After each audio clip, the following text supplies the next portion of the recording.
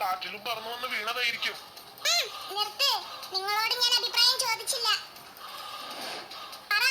ഈ അശ്രദ്ധ നിനക്ക് എപ്പോ തൊട്ട് തുടങ്ങിയതാ? അമ്മേ, അതെന്റെ അടുത്ത് നിന്ന് അറിയാണ്ട് പറ്റിപ്പോയതായിരിക്കും.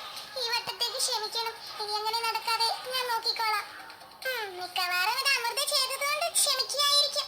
ഇതേ ഞാനൊക്കെ ഈ തെറ്റ് ചെയ്തിരുന്നെങ്കിലേ ഇവിടെ ഒരു ഭൂലോക പൊട്ടിത്തെറി നടന്നിട്ടുണ്ടാവും. പക്ഷേ നീ എഴുതിയിൽ എണ്ണ ഒഴിക്കാതെ മിണ്ടാതിരുന്നേ.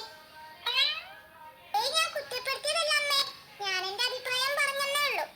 കേട്ടില്ല അമൃതേ, നിന്റെ അശ്രദ്ധയിൽ പറ്റിപ്പോയ തെറ്റിന് ഞാനിപ്പോൾ പനിഷ്മെന്റ് തന്നില്ലാന്നുണ്ടെങ്കിൽ ദേശായി കുടുംബത്തിൽ ഞാൻ എല്ലാവർക്കും സമമായ നീതിയല്ല നൽകുന്നതെന്നും നീ എന്റെ മരുമകളായകൊണ്ട് നിനക്ക് ഞാൻ വിട്ടുവീഴ്ച കാണിച്ചുമെന്നാണ് പലരും ചിന്തിക്കുക.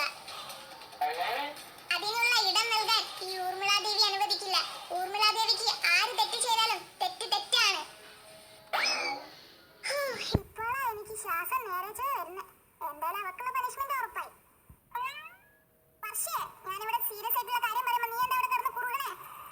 ഞാൻ കുറുകിയതൊന്നല്ല. പനിഷ്മെന്റ് എന്താന്ന് വേഗം പ്രഖ്യാപിച്ചിരുന്നെങ്കിൽ അത് കേട്ടിട്ട് അവനവന്റെ ജോലി നോക്കി പോവാമായിരുന്നല്ലോ. വെറുതെ നിന്ന് സമയം കളയണ്ടെന്ന് പറയാൻ വരികയായിരുന്നു.